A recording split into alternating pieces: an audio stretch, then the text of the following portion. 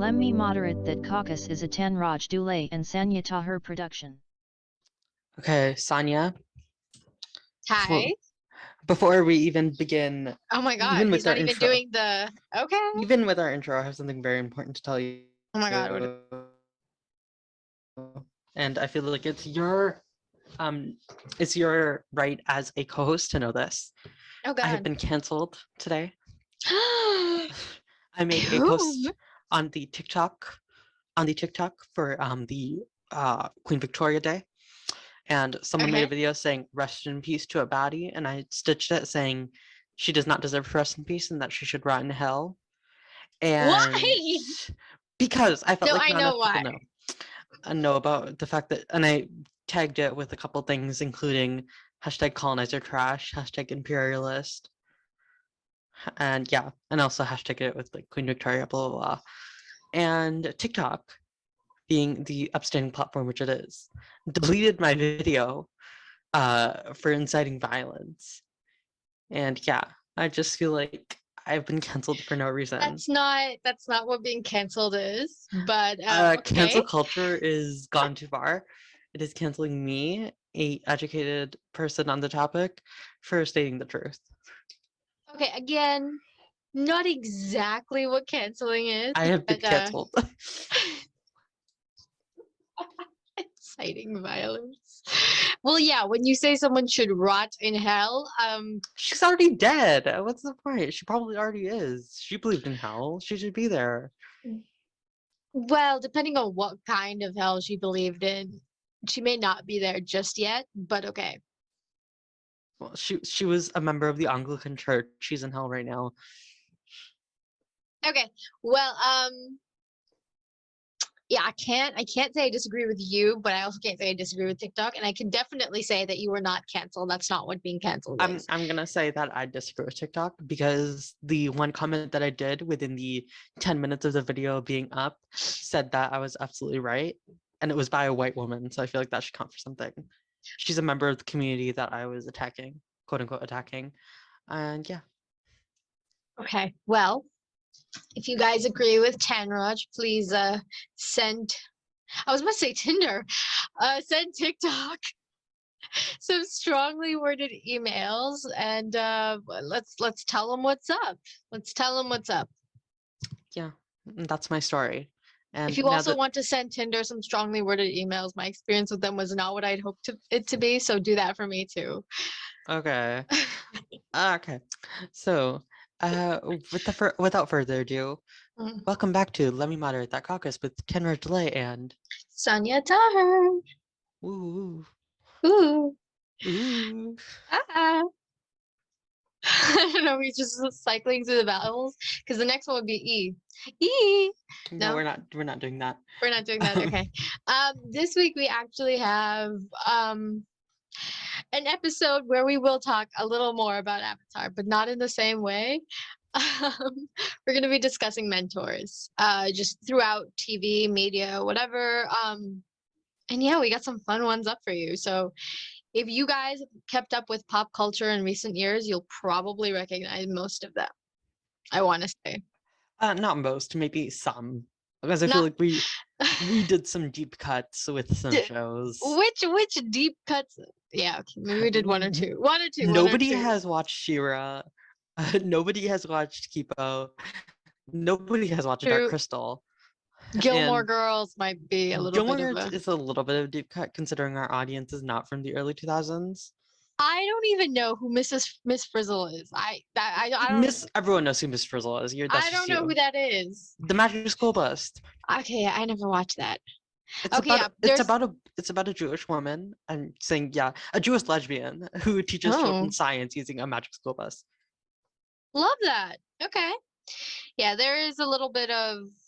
The reason I say that she's a Jewish lesbian is because the first iteration of her, Lily Tomlin, was played by a Jewish woman and a lesbian. And I don't know, a lot of people characterize as Jewish. The reboot, however, is played by Kate McKinnon, another lesbian. However, she's not Jewish, but she is The Saturday Night Live girl? Yes. I love her. Yeah, I have a lot of critiques about the reboot of the Magic School Bus, though. I don't know if I should get into that right now, but I have a No, lot of you should critiques of it. not. You can get to it. Okay. Anyway, without any more rambling, we have a fun intro for you guys today. And we kept the tangents to a minimum. We're gonna get straight into the episode. Number one, as you may already know, since we've been talking about his show for 3 episodes, Uncle Iroh. And The for whatever dragon reason of the here, West. he's been disrespected on our document, and it just says Iroh, and it should say Uncle Iroh G. I don't understand why that's on there, but okay. You're the one who wrote his name, okay? Possible. It's very possible. But yes, what we do on the show is we hold ourselves accountable as much as each other, and you just saw an example of that. Thank you. Yes, I teach and learn. Yeah. So Iroh, he is, I will say, one of the best mentor characters that we have on this list, if not the best. Depends which perspective you're looking at it from, though. Yes, Because he does have a lot of flaws. And one thing I will say, I don't believe that he's a war criminal, despite what many people on TikTok and Tumblr will say. Many people who don't know the definition of a war criminal. Participating in a war does not make you a war criminal, even if you are on the oppressive side of said war. That does not make you a war criminal. A war criminal, true. and the world of Avatar does not have a Geneva Convention which defines war crimes, and we don't know that Iroh committed a war crime. Okay. So, yeah. And I'm going to say one thing. We know that he let the general of the Outer Wall, Ba Sing Se, surrender, which is kind of indicates that he's not a war criminal in some ways, because allowing someone to surrender peacefully is kind of a convention of war. I suppose we weren't given no direct proof that he did or didn't do terrible, like, war criminal behaviors. But if we are going to just do insinuation, I don't think either side of that is wrong. Like, you can Mhm. make an argument that it was insinuated because of what we know the Fire Kingdom to be like. Nation. Right? Fire Uh-huh. Nation, sorry. We know what the Fire Nation is. We know that to a certain extent he did subscribe to the Fire Nation beliefs until at least his son died. And so you can make an argument for either side. So But also, before her son died, he was at peace with the dragon, so I feel like that would imply something as well. true. Mhm. Fair. 'Cause he was the dragon of the West before that. And yeah, that's Iroh. He is the uncle to Zuko and Azula, And he mentors one but not the other. which is fair, honestly. No, I mean, yeah, he didn't owe either of the children anything, and obviously he had more of an opportunity to mentor Zuko because Zuko was ostracized from the Fire Nation. And especially I feel like early on, especially since like Azula was kind of always with like her father. Well, Zuko was with Ursa, and if you saw what I posted, did you see what I posted on Instagram? I did, maybe. Hold on. On my We're gonna go story. look. It was on my story. I don't know if it's still there, but it was I think so. I probably saw It was a Tumblr textbook saying that like the reason Zuko was attached to Ursa is because they were still breastfeeding until she got banished. So it was really I funny. didn't see that. Oh, lordy lord. Oh my Zuko, god, no, I didn't see that. Zuko is obsessed with his mother. Zuko has an Oedipus complex. Well, this is not Game of Thrones. What show are they watching? Oh goodness. I don't know. It's just funny to me. But like, yeah. Oh lord. Basically, yeah, Zuko was spending his time with his mother, and once the mother left, like I feel like Iroh kind of fit that role of like someone who would parent him, because dad wasn't gonna do it. No, okay, so my whole I'm not saying that he was wrong for not, taking any initiative towards Azula in the same way that he did towards Zuko. I'm not saying he's wrong for that, but I am saying that Azula, while probably would not have been as receptive as Zuko had been, might have benefited if in her formative years Uncle Iroh sort of showed her the moral compass that he was showing Zuko. Yeah, but I don't feel like he was around in their formative years, if I'm gonna be honest. I feel But like we yeah, saw it with Zuko. He was there. He was the one who told Zuko not to go into the meeting or whatever. yeah, but that wasn't formative. That was like when he was like 13. That's not formative years. It can be. I feel because I feel like I thought formative was like 12 to 16. no, in their quote unquote formative years, he was like dealing with his son, raising his own child, probably in his own little place in the palace. That's fair. And then like after his son and maybe even his wife passed and he went to war, it's known that he went on a spiritual journey to uncover his own self. He went to the spirit world. He did all these things, and I feel like he was kind of busy during that point. He's kind of busy. That's fair. I don't disagree. I do feel that we have talked this man to death, though. We have. So I'm gonna go to the next person, which is someone that is often compared to Iroh because he is also a mentor to someone voiced by Dante Bosco. And he's Asian. He is an old Asian man, and it's so funny because I was earlier this year I was rewatching the entire American Dragon series, and there's a Halloween episode where the grandpa takes his granddaughter out trick-or-treating, and one of the people that opens the door is like, wow, nice costume of a wise old Chinese man. And I'm like, that's racist. It's so racist. Oh my God. Like, good guess that they were Chinese, but like, you can't just say someone looks like a wise old. Yeah, he was short, but you can't say that's a kid. He's an old man. Okay, yeah. I mean, well, yeah, that's kind of bad. That is Yeah. kind of bad. I agree. I will say one thing about the Grandpa Lao Shi from American Dragon. He was a war criminal. No ifs, ands, or buts. He was? In my opinion, yes. He was. Iroh would hate him to the nth degree. Okay, but I think their roles in the show were very different. The grandpa was there to a certain degree as a mentor, but like the other aspect of it was he was kind of a foil to the grandson, where the grandson is all like new and shiny and idealistic and he wants to save the world, and the grandpa's like, don't be an idiot, like you're not gonna magically save everyone. I've been around long enough, just do what I tell you. I know, but a lot of like, especially in the second season, like the way he's training Jake is so mean. Like he's putting so much pressure on this child. Like he's not letting him live his life. Like, and Well, if you have the responsibility of saving the world on your shoulders, that kind of does become your life, and you do want to instill that behavior. First of all, there was an entire dragon council across the world, and there was also many other dragons in the United States who could have helped him. There's no reason that Jake had to take on the singular role of saving the world from the Dark Right, Dragon. but he was the only one in that area. Yeah, only one in New York. See, and you have to tell me. And the grandpa was there. Could they not have waited for him to start training after he was done school? Like he was still dealing with being a teenager. Grandpa could have dropped dead at any second, bro. He's a dragon. I feel like he could figure out ways. Man.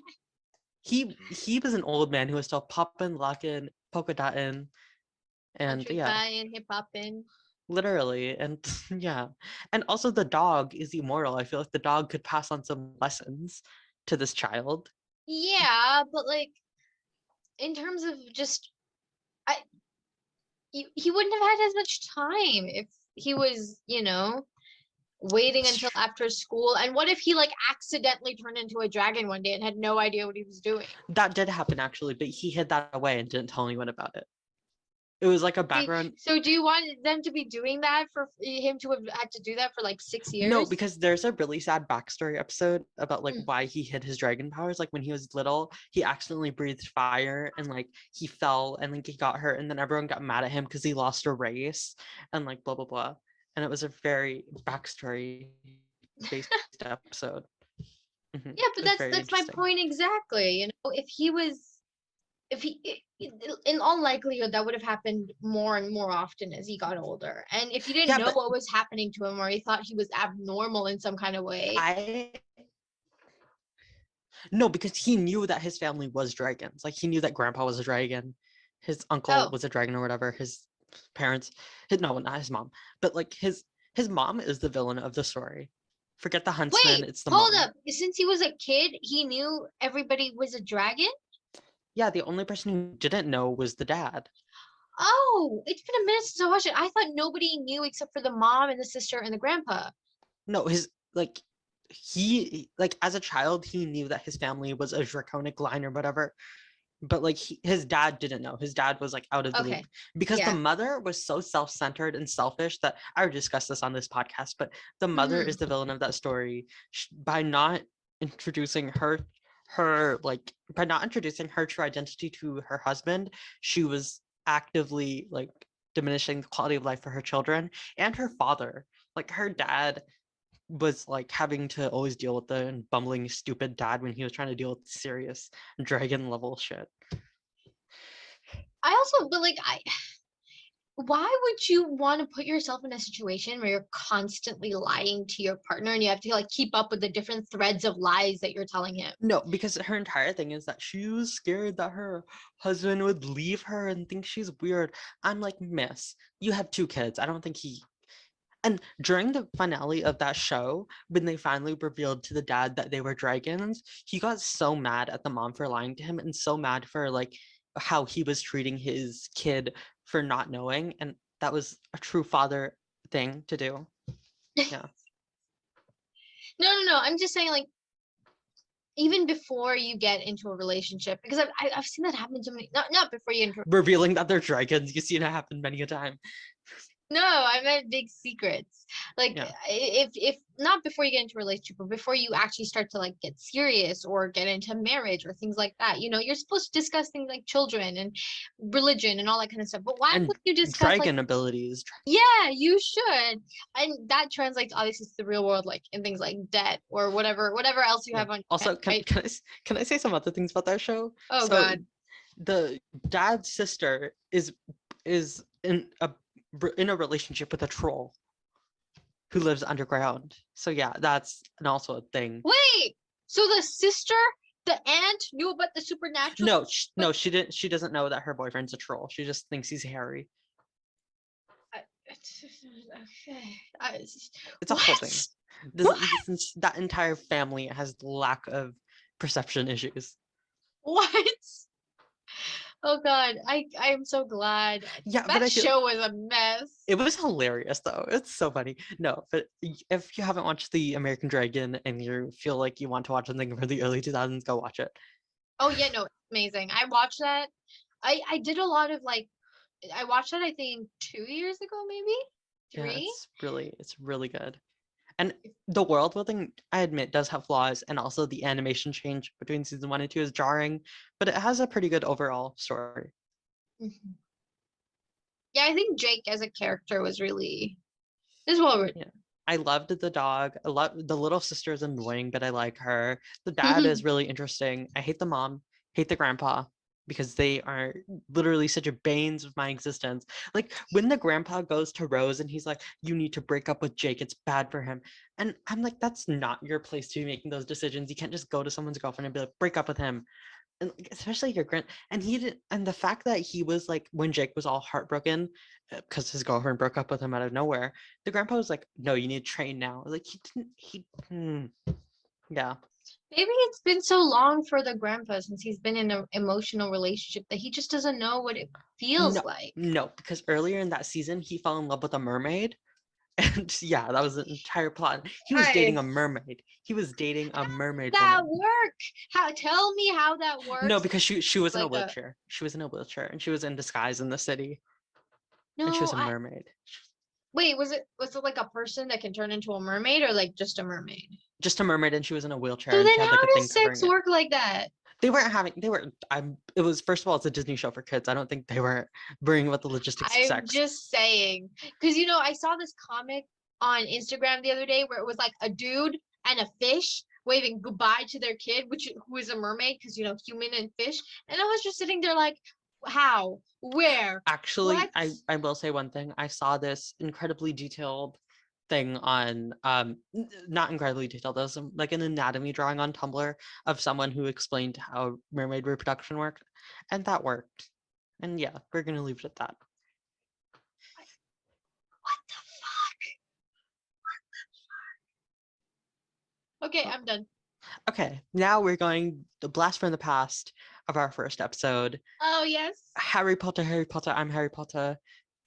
We are having the two mentor characters of Harry Potter, two main mentor characters of Harry Potter, Professor Albus Brian Wulfric Dumbledore and Minerva McGonagall. Okay, here we go. I have a deep, red hot core of the earth, like hatred for Dumbledore. Yes. Okay? This Yes. and and I have a hatred for the way that he was written in the story, because I have no problem with evil mentor characters.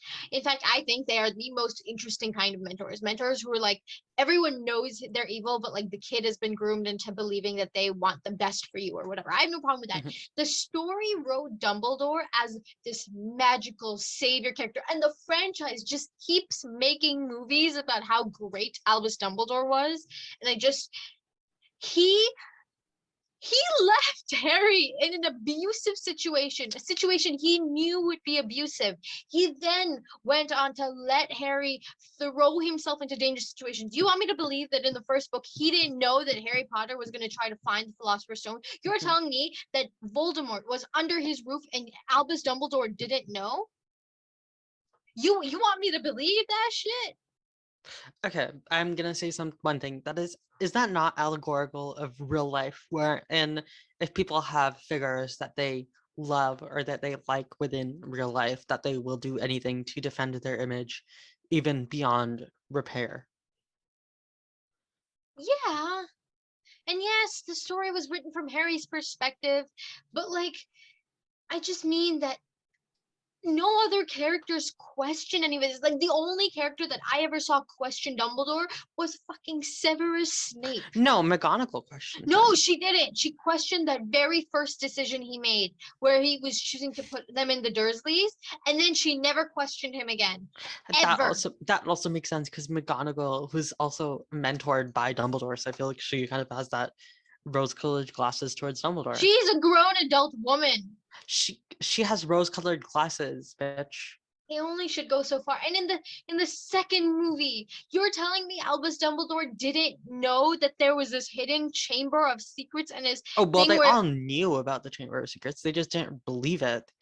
I have, and especially since it was rumored to be open during his time as a teacher over there. You're telling me he never did any research once he became headmaster, never did like, oh, a find blueprint spell of the castle? Like, are you kidding me? Are you No, because kidding me?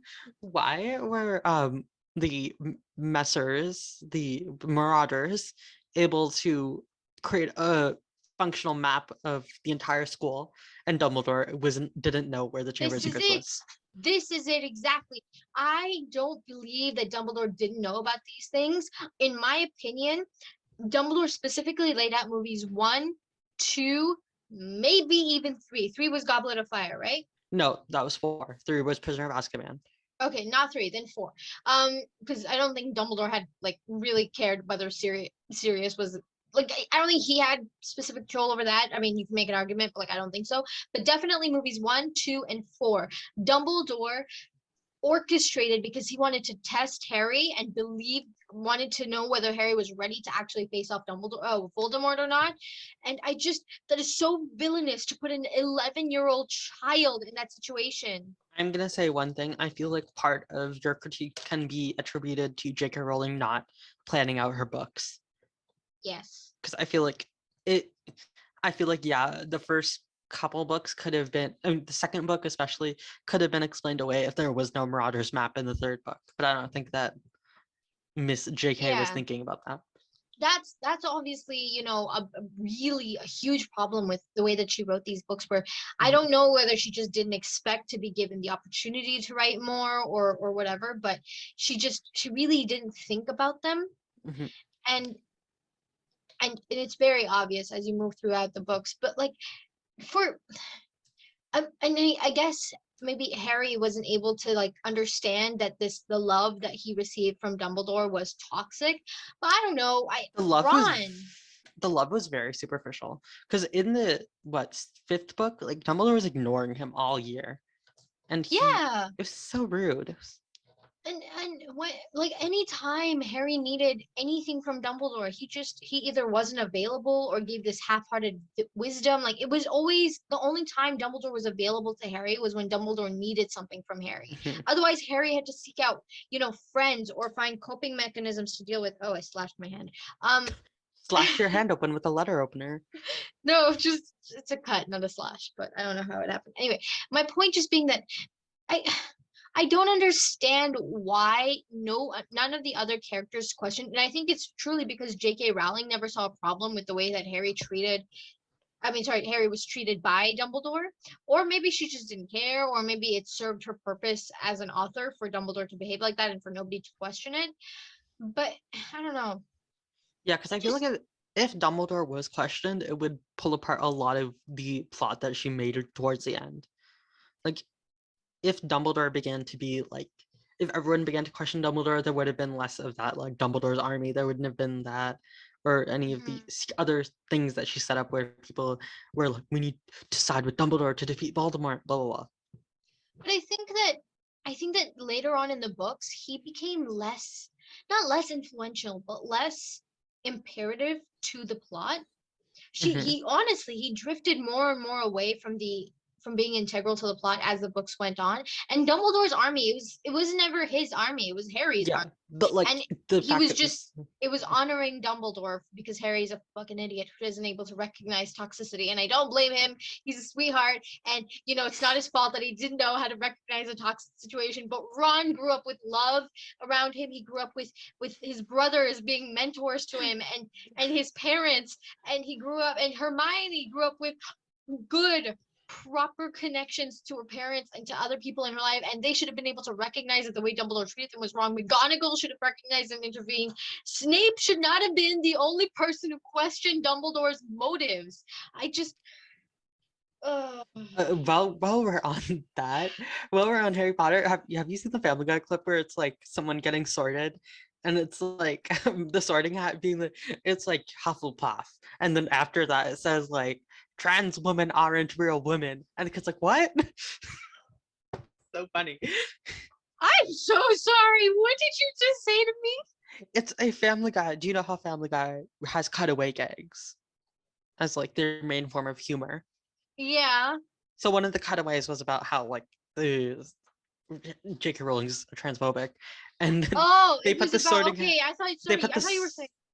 they put the sorting hat on the kid, and the sorting hat was like, Hufflepuff, and then it said trans women aren't real women, and then the kid's like, what? Okay, I'm with you now. So I thought you were saying the Family Guy was being transphobic, and I was like, what did you just say to me? Family Guy is transphobic. It's also racist and sexist. Yes, but I thought you meant like openly. Anyway, yes, Dumbledore. This is like a quote from the book. Raised Harry like a pig for slaughter, knowing that Harry would die and not believing that Harry would come back in the way that he did. And honestly, he shouldn't have. I don't see why Harry should have survived that whole encounter. Like that was such a stupid explanation that what Voldemort killed was the Horcrux and not Harry, because Harry was the Horcrux. They were both like, it doesn't. It's fine. It's fine. Can I say one more thing that I believe I did say in the first episode? But why did freaking Voldemort have to go around making his Horcruxes like historical objects? Like, what are you doing here?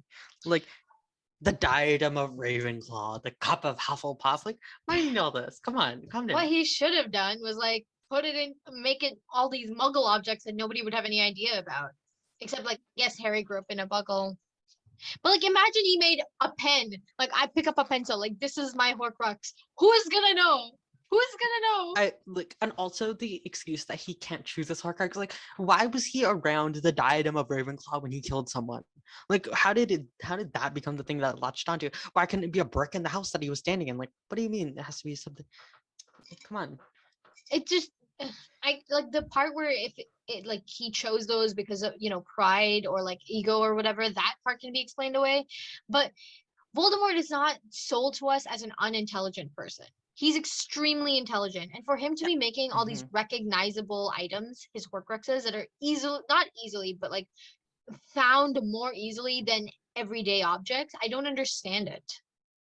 Yeah, like he could have made it like some random wand at the back of Ollivanders. He could have like picked up a magnet and been like, this is my Horcrux, or a shoe, or a sock, or, you know, a glass eyeball. Who's gonna, which glass eyeball? Do you know the serial number It's of the Moody's. glass eyeball? It's Moody's, Mad Eye Moody's eyeball. Like, are you gonna tell me the serial number, or like I should know. Just... No, the Horcruxes like would be Quirrell's turban. What's his Gilderoy Lockhart's like book, freaking the hippogriff from the third one, Buckbeak. The Goblet of Fire would be another one.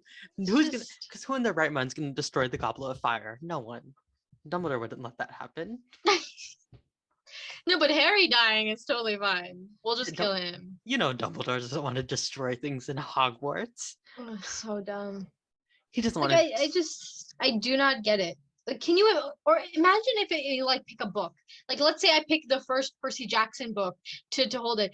Which first Percy Jackson book? There are thousands upon thousands of copies out there. Who's gonna Literally. find them? Unless you like begin like a big like book burning, like you collect all of them.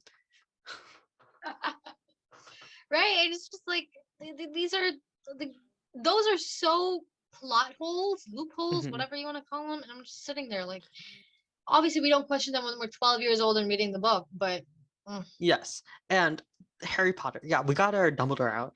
I feel like I love McGonagall. She's that bitch. Yeah, have a biscuit, Harry. yeah. She's fun. She's good. She does her job. McGonagall, I think, didn't get overly invested in Harry. She just didn't get overly invested in any of her students. She maintained the boundaries that a teacher should Yeah, maintain. she was very professional, unlike Snape, who was very mean. But she also, like, obviously deeply cared about these students and deeply cared about their safety, especially in that particular moment in time where they were constantly threatened by something or another. And in her own way, she definitely tried to be there for him as much as possible. Yeah, she I feel like she was the only teacher. She was the only like main teacher at Hogwarts who was a good teacher.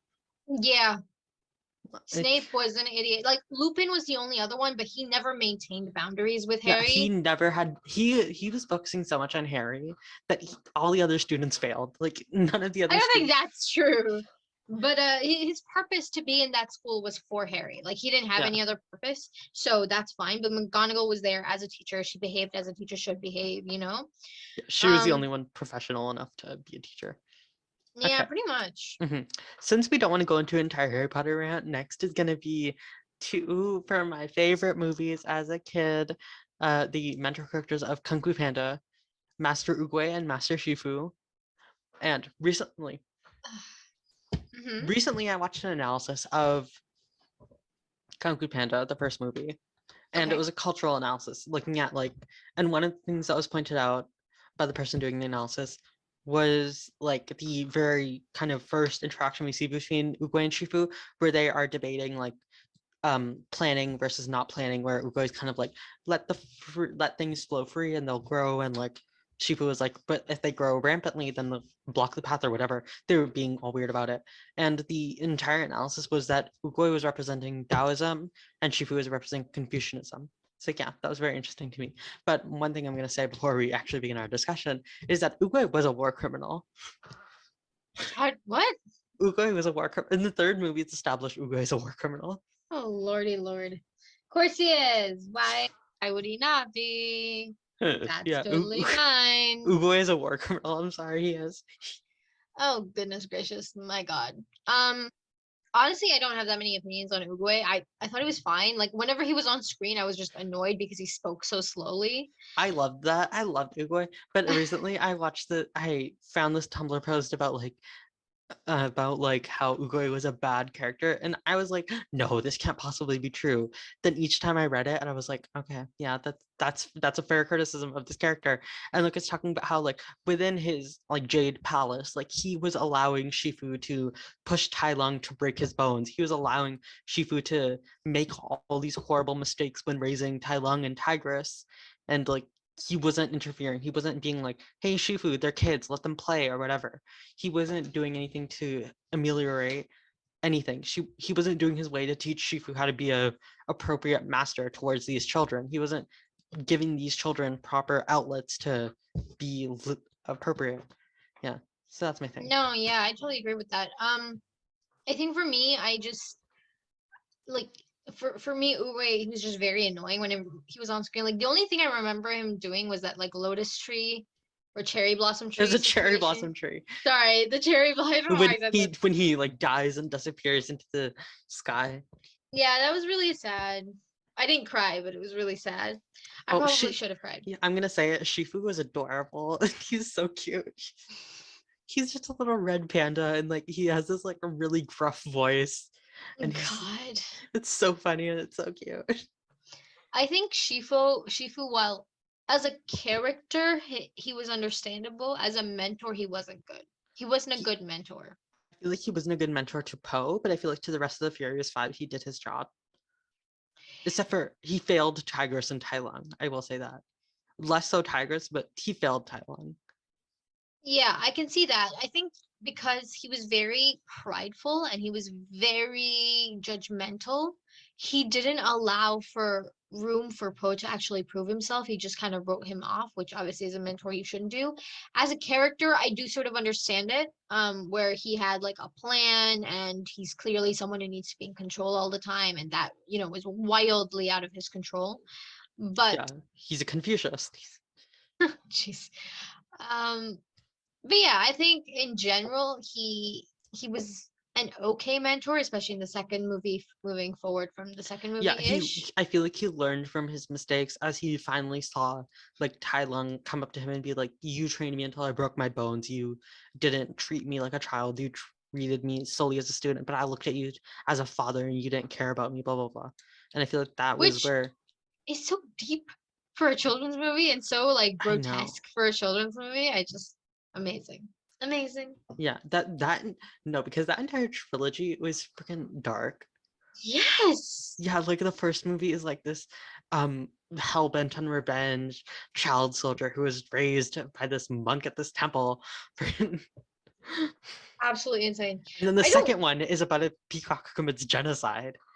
And the third one is about this freaking kung fu master who comes back from the dead and has these like zombies like Oh freaking God. attacking villages. It was insane. I don't even remember that third one, but like the second one especially, I don't know why I was Oh, the able to second one write was off the so first good. one. The second one Yeah, was no, so the second one good. was amazing, but like I don't know why I was able to write off the first one where he was like, "You fucking abused me as a child, and that's why the way I am now," and like still looked at Chifu like, "Yeah, you're a good, decent person." But the second, like, and then the second movie came across, and I was just like, "That this is so dark." Like I was able to write it off in the first movie, but in the second one, I was like, The "This is second, because insane." we literally see panda genocide. We see like firearms. We see a character literally almost die, get shot with a giant firework cannon in the stomach, falling from this like 100-foot tall building. Like we literally see Poe, who is possibly the very last of his kind, be or in a race to extinction with his kind, confront this dude who, like, Committed genocide to his people. I'm just sitting here like, oh, can you imagine? Can you just imagine? Like, oh God, the That's what. learning opportunities for children in that movie is Yeah, unparalleled. that's what it was like for Aang to see Firelord No, die. I disagree. I No, can't. except for Sorry. Aang was actually the last of his kind. No, I have no sympathy for Aang. I can't. No Aang was just sympathy. Aang was a little baby, a little crybaby who was just really annoying. He was a survivor of genocide. Okay, enough talking about Aang. Enough. Enough. We cannot keep having this conversation. I don't like him and you do. We move on. We have He's to a move. baby. Oh my God. Yeah, that's the Okay, reason you hate him and the reason I like him, because he's a baby. that's kind of pretty He's much just a it. little guy. We said we were gonna stop. Oh my God. Okay. Speaking of little Next. guys, our next is What? Professor X. What? He was that. What? Well, Just a are you little- insulting the act of this? What? He's just a little guy with a bald head. A bold head? A bold? Oh my god, bald head. He's bald headed. God. Okay, I'm gonna say it right now. Professor X was kind of a shitty mentor. I'm also gonna say that I have not kept up with X-Men for a very long time, so I don't really know Yeah. much of the lore anymore. But I do recall there being this discussion between two of the X-Men, like being like, because like some of them, it's an allegory for disability. One of them is like, I love my thing, and like she gets to like have this fun power, and the other girl's like, she touches people and they die or whatever, and she's like, I Oh, want to be yeah. cured. I want to be cured, and she's like, no, you don't need to be cured. You're perfect the way you are, and like that was such a funny little thing, and like I don't know. That's my thing about the X-Men. That's what I have to say. I remember I think for X-Men, it just Professor X, didn't really obviously he like saved these kids from like terrible family situations and taught them how to control their powers and taught them how to, exist in society without hurting or harming or, feeling out of control in any way. Like perfectly fine. I got it. But I think, and from what I remember, he had such a hard time with his powers, in terms of controlling them and in terms of dealing with the consequences of using them, because using them put him in the wheelchair. Mhm. I don't fully understand it, but pretty much the more he used them, the more like he lost the ability to use his legs, which doesn't fully make sense, but fine. And it ended up, I think he projected a little bit of that. I could be wrong. It's been a while for me too. He kind of projected that onto like his students, where because it took him so long to accept how amazing his powers were, he never wanted his students to feel like that. So he didn't really leave room for them to feel like, oh, this is kind of a really sucky thing I have to live with, for some of them, right? Like there was a dude who has to wear sunglasses all the time because otherwise he shoots lasers out of his eyes constantly, which that's kind of a shitty thing to be happening to you. Can you imagine? You would never be able to go to the eye doctor. Pretty much, yeah. What if he's starting to see blurry things and he's like, what the fuck do I do now? What do I do? Can someone help me out? There was the other guy that would turn into I don't think, was that an issue for him? He had like, it started with, he had like blue, like, I want to say, who's the guy I'm thinking about? I don't From know. Marvel, the green dude. What's his name? Hulk, right. He sort of had like, How do you forget Hulk? I thought you were talking about Green Lantern, but I remember that's DC and he had complete control of his powers. no. He was kind of in like a Hulk position where, but it was just his feet for a while, and then we came back a movie later, and it was just his whole. He His just whole. completely transformed. He was like Hulk in the new movie where he's both Hulk and Dr. Banner in the same body. I don't know. Have you seen that in Endgame? No, because I stopped watching the MCU movies. You didn't even watch Endgame? No, I stopped. Okay, basically what happens is in Endgame is I know what happens. I know. no. I'm talking specifically about Hulk. I know there's that Hulk, there's the meme where it's like Hulk, but he has hair and he's like talking really coherently. Yeah, because what he did was he put both the brain of Bruce Banner in the body of the Hulk. That seems inconvenient. Actually, it seems convenient, but also really just annoying. It was like I was watching him eat eggs out of a normal plate, and I was just like, how are you doing this? How are you holding a fork in your hands? But it was fine. Anyway, but he was a celebrity, which I was like, good for you, Bruce Banner. But yeah, basically we had the guy that had that, and we had the girl who, yeah, she touched. I don't know exactly what her powers were, but I remember in one scene she was like touching Wolverine, and he just lost his ability to heal. So all his old wounds were coming back, which doesn't make any sense to me, because if your body is healed from those wounds, why would they come back the second your body loses the healing power? Because it's not like your body remains in stasis. It heals. So you don't need like if you lose the power, it's still gonna say healed. You're just not gonna recover the next time. But fine. Yeah, that's okay. Yeah, we don't We have start time to to that. discuss all the inconsistencies of this. I know, but like anyway, the whole thing was like, and also he was training them to be an army, and I don't think a lot of them wanted that. Literally, leave them alone, Professor X. Like if you claim to be a school that and a home for these people, don't then indoctrinate them into your army. It's fine. It's fine. It's fine. We're gonna move on. Next, we have from District 12, Haymitch. Loved Hey. him. Loved him. He was funny. He was traumatized himself. He was having fun. He was like I feel like he was encouraging, but also he wasn't like a great mentor, but he was doing his job. No, I think he was a really good mentor. I think because okay, he may have been aggressive and he wasn't like kind and holding them with gloves or anything, what's the word, kid gloves. He wasn't treating them with kid gloves or anything like that, but he was very, very useful. He provided them with I'm not saying he useful wasn't information. useful. I'm just saying that sometimes he was a bit like weird, and that's not very helpful. Well, he was drunk, so Yeah, I know that's not helpful. That's not a good mentor if he's drunk while he's trying to teach you. Like, come on, be sober. well, he taught them fine. And I think, it was nice that he was sort of bringing a lighter tone to the group because Mhm. they were walking in for almost sure death, at least for one of them. Like one of them was definitely going to die, and Peter was like, yeah, if it has to be one of us, it ain't gonna be me. So goodbye, N- mom, I'll see you in hell or heaven, whichever No, one. because literally, if I was Katniss, I would not save Peeta. Like, what is he doing? I know. Like her saving Peter was the domino effect that led to her like unable to live a peaceful life. What did she want? What were her goals in No, that because she first she had movie? Gale, and he was perfect. Come on, go be with Gale. What's Peeta doing? He I bakes don't think bread. Why do you need bread? Come on, girl, you're rich now. Kill him. Peter was the right choice at the end because she was so traumatized that she needed someone who could understand her and be there for her in the way that she needed. But in the beginning, she did not need Peter. Let me explain this to you.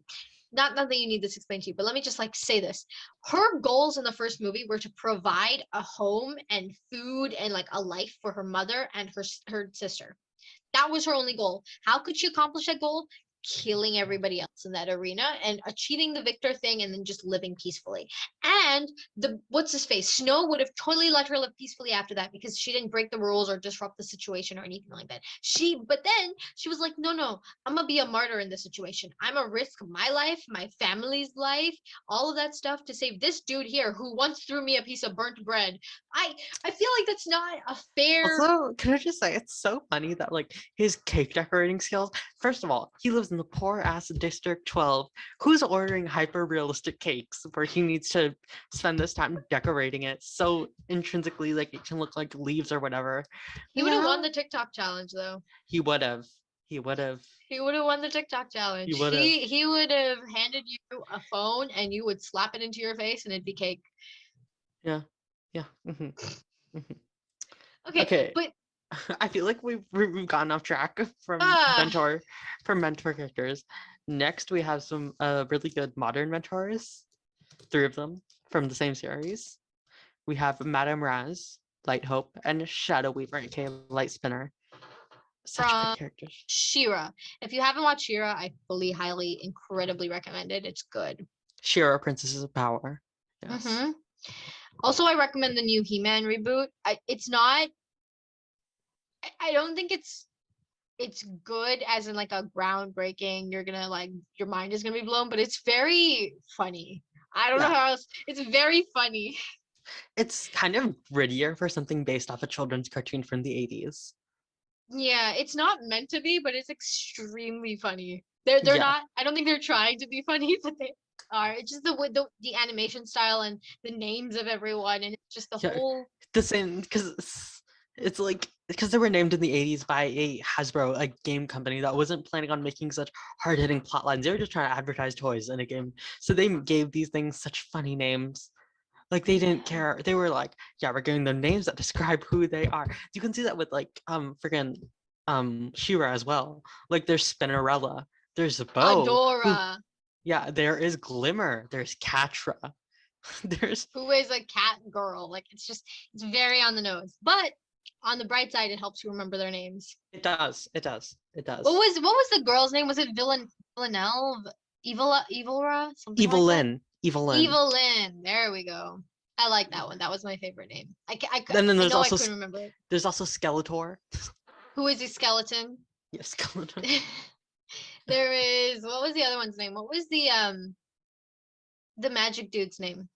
Like it was Oracle or something. Urkel. Yeah, yeah. It was Because his just name is like Oracle, but he didn't mhm. know how to pronounce that when he was younger, so it's like Orko. That's right. And then there was the weapons master whose Man at name Arms. was Man at Arms. Yeah, so that's what's happening So in the bad. 80s when you allow a random game company with no experience of making a TV show make a TV show. It was pretty good though. And also their hero names, She-Ra and He-Man. Wow. It's groundbreaking. Groundbreaking, may I add. Oh god. Oh god. And then, their names, Shadow Weaver. Oh, That's her also name. Light Hope.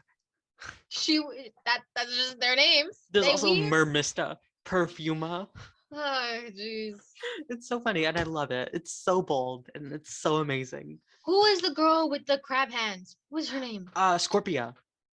And there's also Frosta, an ice princess. Can you guess? Can you guess what she does? Oh god. This is Yeah, a so mess. we're gonna start with some of these mentors. The first mentor that we're introduced to in the show, Shadow Weaver. Love her. Absolutely Oh love her. yeah. She's She's such a basically she's so well written and she's so like aesthetically pleasing and she's like very much like she's very smart, she's very intelligent, she knows what she wants and she's gonna get it. And like I don't know, I just love that. And her entire backstory of her being like Micah's mentor and her like trying to warn the sorcerer's council but they don't take her seriously, so like and then she gets corrupted and then I just love that entire backstory. It's so good. yeah, I think Shadow Weaver definitely was capable of like love and empathy and stuff like that. But She loved Micah, she did. absolutely, yeah, she was totally capable of it before she became Shadow Weaver. But I think after she became Shadow Weaver, it's not that she wasn't capable of it, but she sort of closed herself off from Yeah, it. because she was corrupted by the spell and like Hmm. I'm not gonna blame it all, but like that entire thing where she loved Micah and then he left the spell because he was scared and then it corrupted her. I feel like she kind of was like, okay, I can't trust anyone anymore. I have to be there for myself. And then she goes and joins the Horde. And Yeah, that's not the best environment for this light spinner character who then became Shadow Weaver. it became this thing where she kind of it, learned like the lesson that she took from the whole encounter with Micah was that she couldn't trust other people and they And would always betray her, so she should be the person using them rather than get used by them. and like she has to become like for herself because when she trusted other authority figures like the council of sorcerers, they Hmm. were like, what the hell is wrong with you? And then they and then she was like, okay, I guess I have to be in charge since no one else is going to listen to me. And it was Pretty such a much, yeah. her character arc in that thing was such a tragedy and the active role that she played in like so many other characters trauma was so interesting. Hmm. Hmm. And the way that she really set up Catra to be just like her. Like she Yeah, set Catra she to be her. so basically, yeah, Shadow Weaver had two main, I guess, pupils in her mentor role. She had Adora and she had Catra, who were in turn also best friends, right? And what happened was that Adora got this opportunity to move away from the Horde to learn new things, to be exposed to the world, and Catra didn't. So Catra really had the same experience that Shadow Weaver did, where she trusted this person more than anybody else. She trusted this person to keep her safe, to be with her. She trusted this person with her emotions and her heart and everything. And this person just up and walked away. And we don't blame Adora for that. Obviously, Adora had to do what was right for Yeah, herself. but also when like I feel it would have been so good if Catra left with it because she was given that chance when like Adora's like, come with me. But Catra was like, no, I'm gonna be in charge now. You're not the favorite anymore. But lo and Exactly. behold, she was still the favorite to Shadow Weaver. Shadow Weaver loved Adora. It wasn't even favorite. It was that Shadow Weaver knew that Adora had more use than Catra. Yeah, Adora was more powerful. And Yeah, Catra was harder to control. exactly. She Adora was was more more subservient, independent. which yeah, ended up being really good for Catra, right? It's such a I good don't think trait it to have did. that. I don't think it was good for Catra. I mean, it's when I say ended up, I mean much later. That Yeah, but that I feel like ability to Catra's independence really was her downfall because her independence led to like Entrapta like leaving, and it led to Scorpio leaving, it led to Double I Trouble don't leaving, led I to don't everyone think that leaving was her. the independence. I think that was because of what she faced with Adora. Because Yeah, she was and so hurt by what Adora did, she refused to let anybody else mean that much to her. And then yeah, when Entrapta realized that she meant nothing to Catra, she was like, "Yeah, well then what am I doing here?" yeah, and yeah, Catra is such a tragic arc, and it's so sad. But I This really do understand show it. this show is just so well written, and there's so much agency for the characters that you feel so incredibly sorry when things go wrong with them, but you're Mhm. like, I can point to exactly why this happened. You made the choices that Yeah, led you like here. when fucking Glimmer doesn't listen to anyone else, and then she causes issues, ends up on Horde Prime ship. Dumbass bitch. That was such a mess. And like Yes. you see exactly how all of these people are puzzle pieces, but they're not fitting, like they don't they like Entrapta is this puzzle piece, but she feels like she doesn't mean anything to anybody, but she's so integral to the group. And how Mhm. Glimmer thinks that she's the head. She's like the head, but she's not. She's just a piece of the puzzle. I don't mean that to demean her in any way, but she forgets that she needs all of these people around her to succeed. Yeah. And then we have the other mentor who becomes the mentor to Adora, the mentor to Shira, Light Hope. And Light Hope is a little crafty bitch. I feel so bad for her though. I feel bad for her, but like she really is she really does use people. And yeah, you could see like, yeah, when she rebooted after Mara hurt her so badly, she kind of that was so sad with their entire storyline with Mara. Yeah, Light Hope also conveniently had two mentors, just not at the same time. Sorry, two pupils, just not at the same time.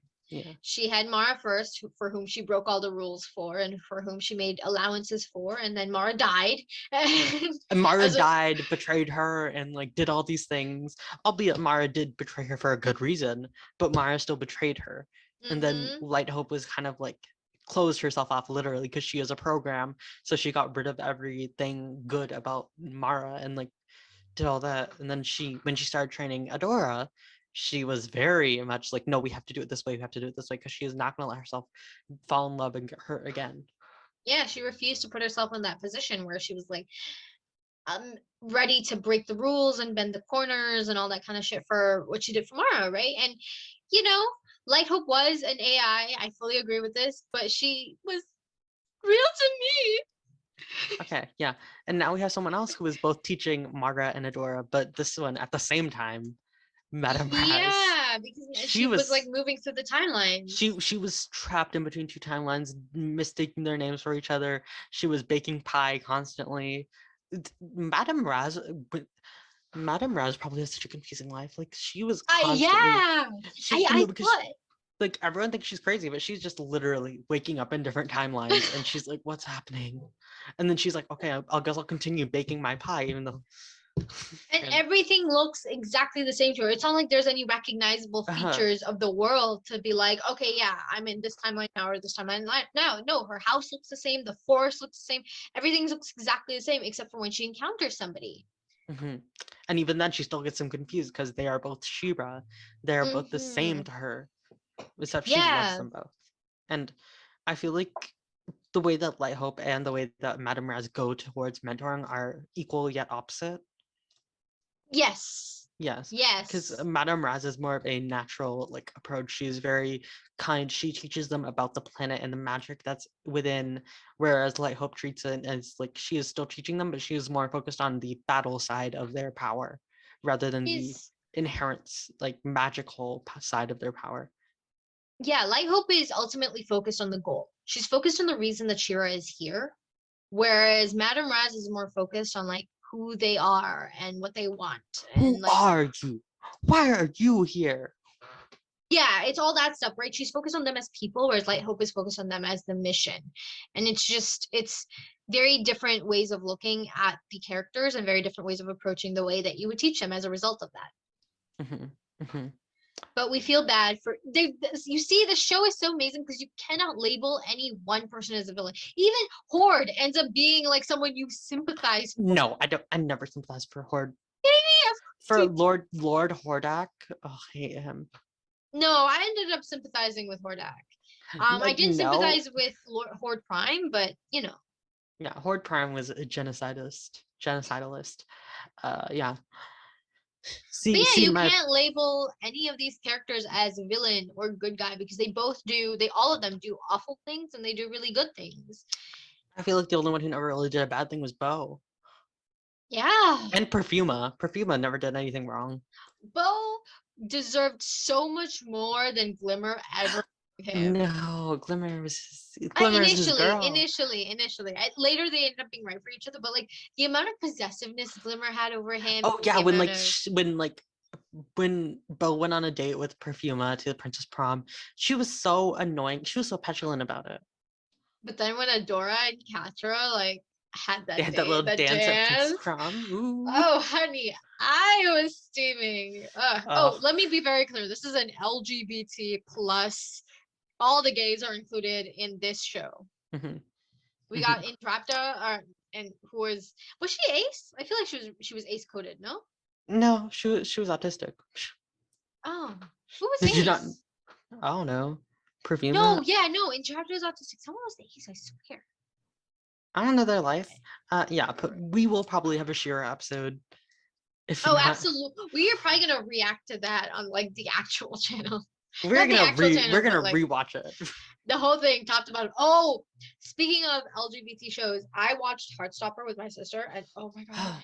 Okay, the thing with Heartstopper is that after I saw the comic that it was based off of, like I saw the cover, and one of them was very brown skinned in the comic in the front cover, and then once I saw who was cast, I was like, this is lying to me.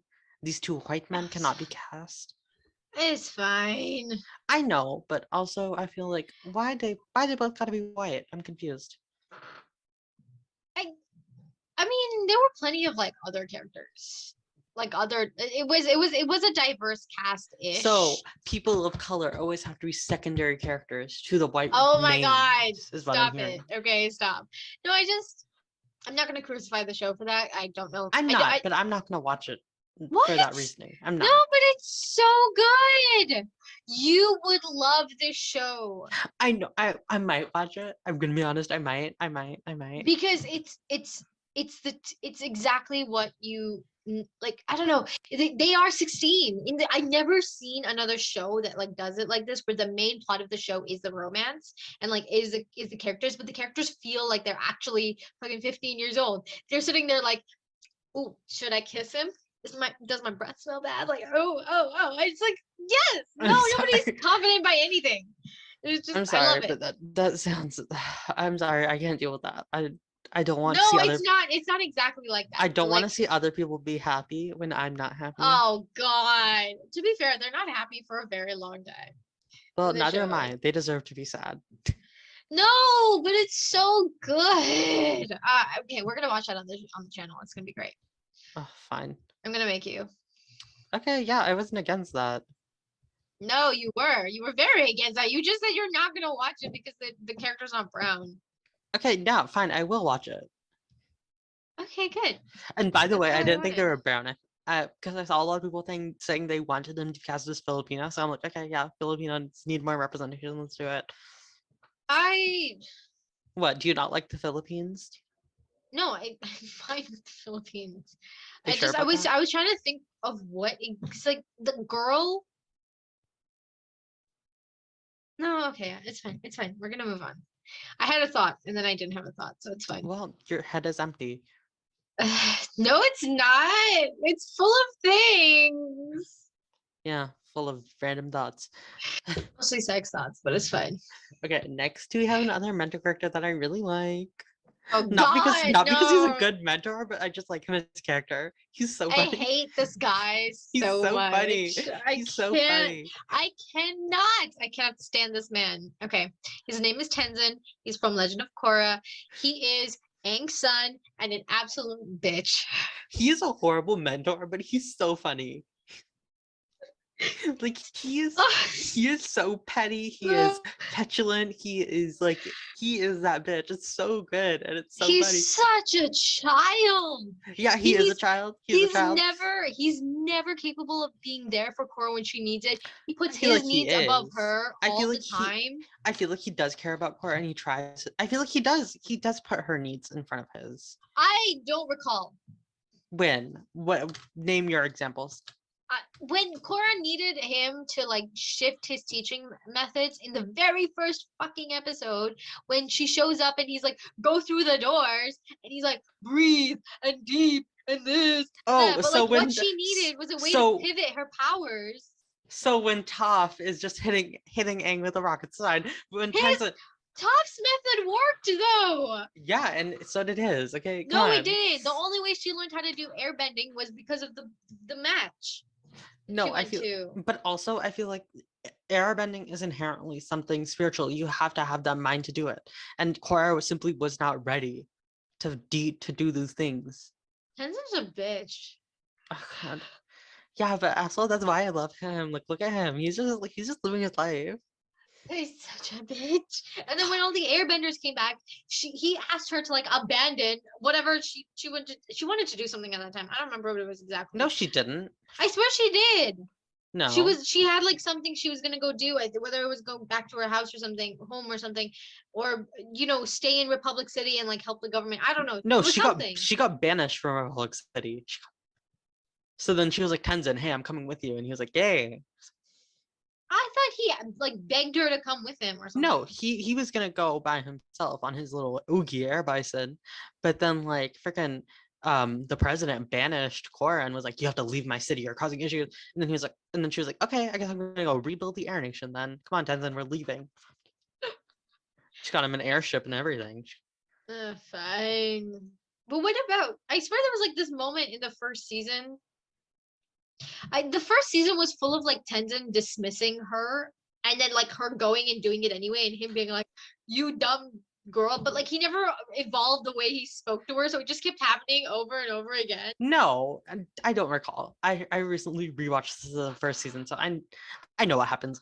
So during the first season, yeah, he is a bit like kind of not treating her as an adult, but also he really does like he lets her have these ideas, especially with the equalist crisis. Like he really supports what she's saying.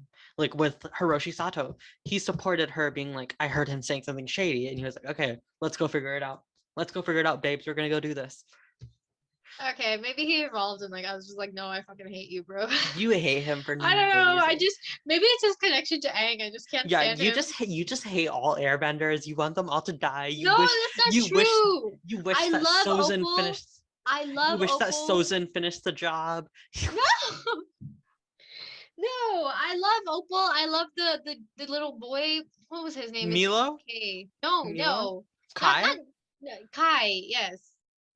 You just hate Aang's entire bloodline. I can't stand Aang, and I hate Milo. Milo is so incredibly annoying. The only person Milo's a baby. No, the only person I could stand among the kids was Janora. And No, even she was so Janora was a pious asshole. The only She's one of so the kid cringy. the only kid that I really liked was Iki. She was just a little baby.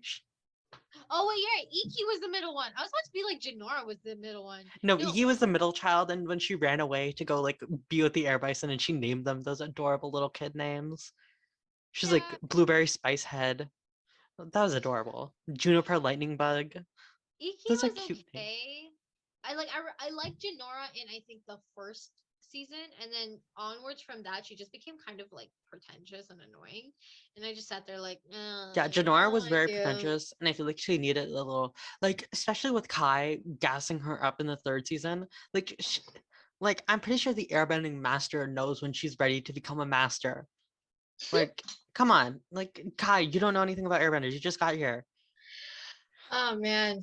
And I couldn't stand Milo and all the goddamn fart jokes. I could not. He was a baby. I couldn't stand them. No, I was like, why are you here? I liked Milo during the first and second seasons.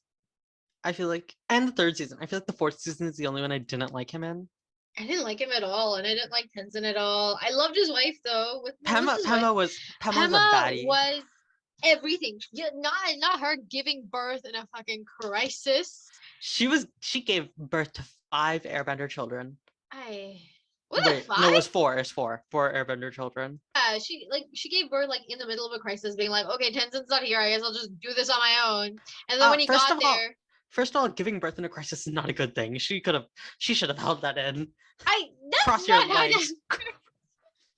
She should just held that baby and closed her knees. That's what Lynn was thinking in her brain when Pema started screaming. She's like, Pema, hold it the fuck in. Cross your fucking legs. Hold that in until we can get you away from this crisis. You should have crossed your knees 9 months ago, lady. Oh, yeah, God. Come on. Why are you popping out little airbender babies? Come on, stop with this.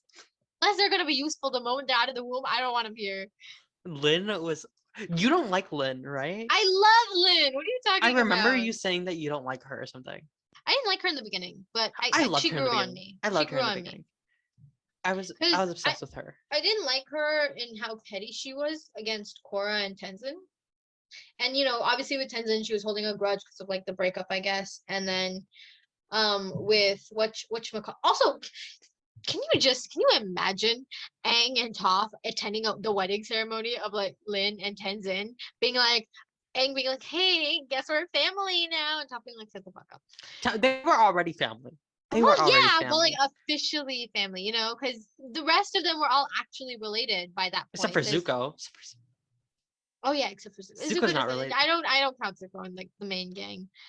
He joined very late. Oh, okay. Zuko's still family. Okay. Fine, whatever. Zuko's a member of the Ohana. Ohana means family, and family means no one gets left behind. Lilo's a little bitch also. No, I'm kidding. Zuko. No, Lilo was better than Aang any fucking day of the week. Okay. Okay. First You of about all, to disagree with me? You about to I'm not disagree gonna with me? disagree with you. I'm just saying that Leela did not have the weight of the world on her shoulders. She was She just trying had to have fun. yeah, well, she hit the weight of the whole alien species on her shoulders. No, she didn't. Yeah, the aliens were about to attack, and then she got captured by the aliens by the end of the movie, and then Yeah, but she didn't have the Stitch weight had of to the save her. species. She didn't have the weight of the species. Well, what if the aliens had decided to wage a war upon humans? Then she would. Yeah, that she would have, but that wasn't on her shoulders. That was on like the government shoulders. Come on. Yeah, I guess that's true. But yeah, she just I don't know. Toph was the only one at that point that wouldn't have been related because Sokka and Katara obviously had like No, but incest. Zuko still wouldn't have been related. That's true. Again, I don't count Zuko as part of the main gang. Why not? I don't know. He just joined very late. When I think of the main gang, I just see the four. I see all of them and Suki. Okay. You see Suki too? I don't see Suki. I see Suki because like in the beginning where it's like Legend of Korra where Tenzin the very first episode where he's like narrating and he's like when I was younger my father and it was all of them together. That's what I think when I see them because I see like it's because that entire thing it's like Suki, then it's Sokka, then it's Toph, and then it's like Zuko, then Katara, and then it's Aang going to the Avatar State. That's the beginning of Legend of Korra. Yeah. Mhm. What can I tell you? I just I love Zuko, but he deserves better than the gang. I'm kidding, joking. What does he deserve then? The Fire Nation. Fire Nation. Burying Azula's body. I don't fucking know. Azula. Why are you so incestuous today? I said burying. Oh, I thought you said marrying, and I'm like, why are you being so corrupt right now? I said burying her body like in the ground 6 feet under. You are so morally bankrupt. Also, yeah, well, apparently I'm having him fuck his sister and then bury her all in the same event. how long have we been talking? Hold on, oh my gosh. I can't be here. We're on like an hour, 12 minutes. Okay, we can keep going. Okay, Yeah. so yeah. Oh god. I feel like the reason that Tenzin and Lin didn't get married is because Lin didn't want kids. Yeah, that's probably it. Also, like they didn't work. Even their friendship barely held on, I think. I feel like the reason that their friendship didn't work is because they were exes and they didn't deal with that. I feel like they could have been in a healthy relationship had they not had that history. Also, can I just say, Pema giving birth to her husband's child while that husband's ex is standing out, guarding, making sure nobody enters is like kind of a move. Kind of a move. Pema was testing Lynn's patience. Like she was like, "Can you give Milo a bath?" Like, what the fuck? I'm not giving your 5-year-old a bath. Leave me alone. You have no, because literally she had so many other people on the island, like the air acolyte nuns who could have helped her with raising the children. She had the White Lotus sentries who were around that could have helped. She chose the one woman who just got there, who was tasked with protecting them, to give the child a bath. Like, hey, he'll peel on you a little bit. It's fine. Yeah, so that's Tenzin, and he's not a good mentor whatsoever. But he's not a good hilarious. mentor, not a good character, kind of a No, crybaby, kind of a pussy. He's a like, good character. He is a good character. No, he's a good character in the sense that he's like a written down character, but. And I feel like you just hate the Legend of Korra. You hate everyone in that No, entire I show. love Legend of Korra. What are you talking about? Because every time I talk to you about it, you're like, "Oh, I hate Lin. Oh, I hate. No, I love hate Lin. Tenzin. Oh, I hate Mako. I hate everyone." I do hate Mako. I hate Mako. I'm on the edge with Bolin. Yeah. I love Korra though most of the time. Asami has no faults ever. Like I feel like have Asami does have some faults. I have no grievances with Asami ever. I have no grievances with Varric. I have no grievances with You have no grievances Julie. with Varric? Varric, the actual war criminal? He was amazing. He was everything I could have ever wanted him to be and more. Yeah, but the only thing I would have changed, and I mean this in a very superficial, like I don't actually mean this way, is that have Daniel Radcliffe play him. what? I am telling you right now that You Daniel don't like Radcliffe, John Michael Higgins? No, I love him. This is very superficial, very like specifically for me.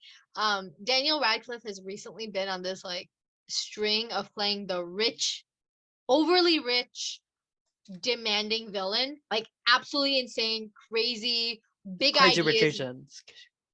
No, I said villain, not Asian. I know, but yeah. Also, what's up with the pipeline from like protagonist to villain? Like, Luke Luke Skywalker becomes like Fire Lord Ozai, the Joker, and all these different things, and then Right? freaking Harry Potter becomes this I've villainous. only seen him. I haven't seen him play a character similar to Harry Potter, like recently. Well, why would you? Like when I say similar, I mean like a good guy character recently. Why would you want to? Once you play one good guy, you're done. Yeah, because I saw him in Now You See Me. He was like this crazy, super rich dude who wanted to steal something. And then I saw him in that new movie with Sandra Bullock and Channing Tatum, where like what's it called, The Lost City, where he played the super rich, crazy dude who wanted to find like this historical treasure. Then he died. He died in all of them, and I saw him in like this other one, I think, with Elizabeth Olsen. I don't remember what he was doing in that one, but he wasn't a good guy. Mm-hmm. Yeah, more to say about Tenzin. He was trying his best. He was a girl boss. He was a male wife. He was not a girl boss. He was. He was not. He was not. He didn't accomplish anything by himself. He raised his children pretty good. No, he didn't. Pema did that. He helped. Okay. I disagree. Do you really think Pema trained all those Airbender babies? That's fair. So he angified his kid, is what he did. All three of them. Okay, he was training 4 of them now, I guess. Oh, that's true, but that's only because they were all Airbenders. What if they weren't Airbenders? I feel like he still would have done some stuff. Would he? I feel like he would, because and I feel like if he didn't, his siblings would have been up his ass, being like, "What the fuck is wrong with you?" No, but I think Tenzin was a little bit different in Aang in that I don't think he felt like he didn't put any expectations on his kids the way Aang. Yeah, because I feel like Aang only had one, and like by the time Tenzin was like, "Okay, I have a couple. The breath is off my back. I just have to train them, and then they have kids. And we're good." Yeah, I'll just make Pema pop out a couple more and that'll be fine. No, because I feel like once he had 2, he was like, "Okay, now we're good." Yeah, but then he had 2 more. Well, they don't have birth control. What are they gonna do? Come on, stop judging them. And then Pema was like, please, dear God, let this not be an airbender.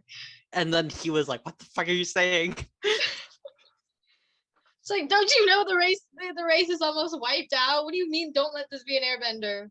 God. Qatar was like, "What the fuck is wrong with you?" Hi. Imagine, no. Qatar's like, "Yeah, this kid's gonna be a waterbender." Like, there's a little bit of me in that one. Yeah, it's gonna be a waterbender. I see it. That's me. I see it. That can. Oh damn, it got brown skin. I'm gonna teach it how to bloodbend. Maybe then I'll be able to take on your. Qatar would not be able to bloodbend. She would be able to teach the kid how to bloodbend. No, I don't think she would. I don't think she She would. did it a couple of times. Yeah, but I don't think it's a skill you easily forget.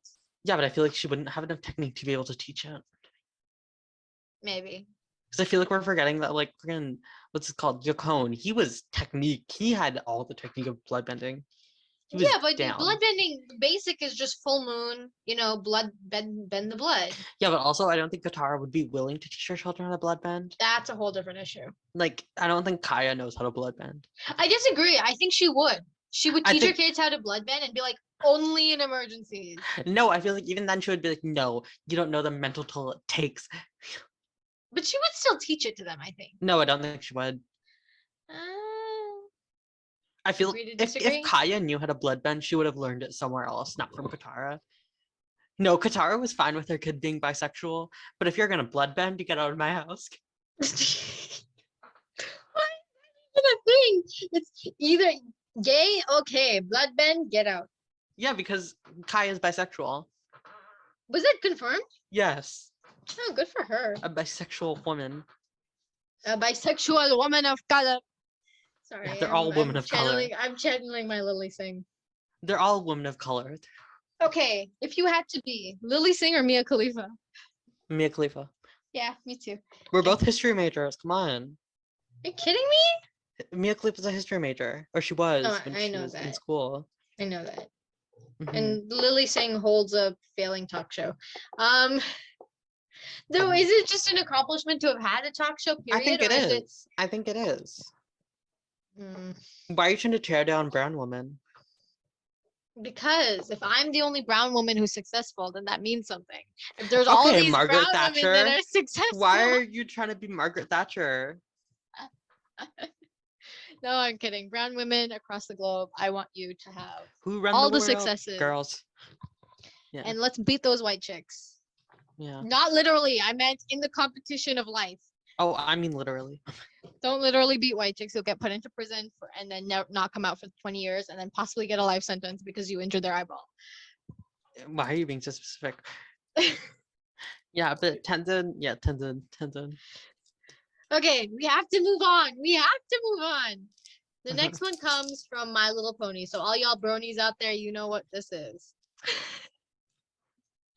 I don't We know have anything about My Little Pony other than that Princess Celestia meme where she is like, I need 10 male strippers and none of them can be white because how are we going to see the cocaine if they're white? That's so funny to me because she's like, I'm having a party. I need 10 male strippers. None of them can be white because then the cocaine will blend in.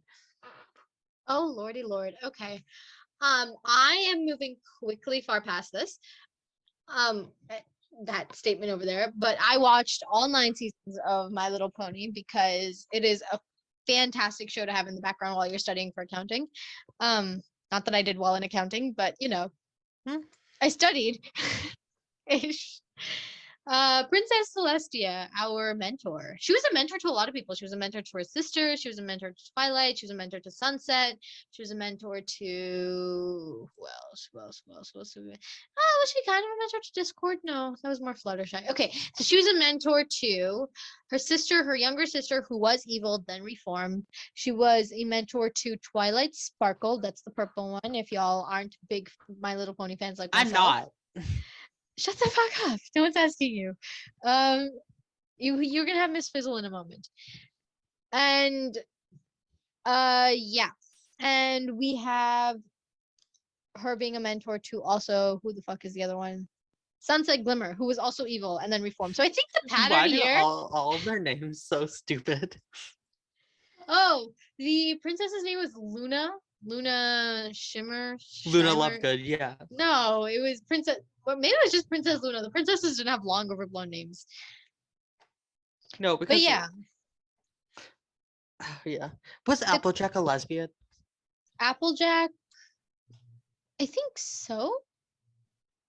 Because I think it was that Applejack. I don't know. There's so many ships. I'm so it confuses me because I know that Twilight is with the music dude guy, the guard. It's like a guard in the palace, and when they're people, it's a music. He does music, so she's with him. And then I think Applejack and Fluttershy are together sometimes, but sometimes it's Pinkie Pie. Oh no, sorry, Applejack and Rarity are together sometimes. Fluttershy is always with. Rarity is hands down the best one. Yes, absolutely. She's the only one that has goals and like actually works towards them. Yeah, look at her. Like she was purple. She was having fun. She's actually white. She had a purple mane. Yeah, purple, exactly. The main Twilight was actually purple. No, Twilight was like janky purple. Like she was like a lavender. She was doing too much with the purple. I feel like Rarity had a nice balance with like the white and the purple. She looked very elegant. That was the whole point. Yes. Well, okay. No, Applejack had goals in that she managed the farm and like she never wanted to grow.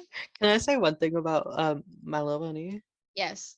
I was recently watching an analysis of an episode about the farm that Applejack owns. It was a racial analysis from the point of view of Native Americans. How there was apparently a tribe who lived on that land prior to Applejack's family's arrival, and they wanted their land back. and Applejack started a war with them, or like tried to fight them. And Is yeah, this just like a fan theory? no, it was like an actual episode. I was watching an analysis of it. I do not recall this. I'm gonna look this up because I need to prove to you that Applejack is colonizing. Because I know that there was an episode where her family was having issues because the land belonged to like a group of bulls or something. Yeah, those were the bulls. The But native. that wasn't Applejack's farm. That was her family's farm. Same It was thing. no, like her cousin's farm, because she had a farm in Ponyville, which was where they lived, and then her like all her cousins and all, they had separate farms in separate areas.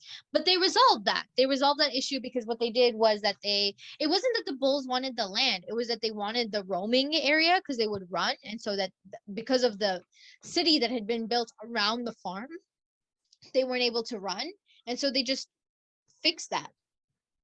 I still feel like those bulls should have been given their land back. I'm gonna say it. But they also really enjoyed the apple pies that were created off of the apples built on that farm. I mean, grown on that farm. I feel like that's still a problematic message. I'm gonna say it, but yeah, we're good. Okay. Okay, so Applejack had the farm, and it wasn't, and I don't think she didn't have ambition. She just didn't want to move beyond Ponyville, but she had all like the supply chain stuff, so she was fine there. Pinkie Pie's only goal was apparently like making other people happy. So I don't know what she did for a career, but like, okay. Then there was, who's the other one? Who am I forgetting? There's Twilight the Sparkle obviously there's the blue became a one with the princess. rainbow. Oh, Rainbow Dash. She had like a whole thing. She was an athlete. She became like a famous athlete. She was a lesbian, really? right? She was the lesbian. There, that's what I was forgetting. Sometimes it's Applejack. No, it's Applejack and Rainbow Dash. And then yeah, those two are together. And then Pinkie Pie is not with Rarity, but I don't know who Rarity's with. And then I know that Fluttershy is with like the god of chaos. His name's Discord. The whom? So there's the god of chaos who's introduced into the show at some point, and he was like captured in stone because he was very chaotic and just As one is when they're a god of chaos. But then what happened was that the group of the girls tried to what's the word I'm thinking of? What's the word? Reform him back into society. And Fluttershy actually like developed a friendship with him, and they had like weekly lunches and teas and whatever. And then what happened was, whatchamacallit, they got together.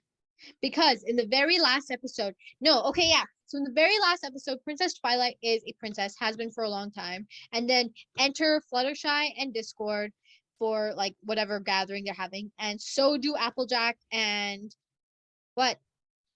When I searched Fluttershy and Discord baby, and why does he look like because I want to see what Discord looked like. Why does he look like a goat? What's up with this? Why He's a bunch of different animals. Why? Who designed him? What is No, this? okay. And here's something that's gonna make you upset. I'm pretty sure Verity is with Spike. Spike is the baby dragon Rarity's an adult. So he was a baby when the rest of them were at least teenagers, if not older. Like he was a baby a couple of years old. Oh God, I don't like this. And so I'm pretty like sure this. they're together. And then Pinkie Pie, I don't know what she does. I don't think she like ever gets married or anything. I don't know. Now, in a because I'm relationship. searching up how each of these look as you mentioned them, because I want to see what they look like. Yeah. And now my entire thing is probably gonna be flooded with like freaking My Little Pony memorabilia, yeah. no, My Little Pony inflation art. I'm already seeing someone I searched with Pinkie Pie. Inflation art. Like literally, I was scrolling through Pinkie Pie's I do search. not understand inflation art at all. I really don't. There's Among Us art. There's inflation art. There is a lot of things.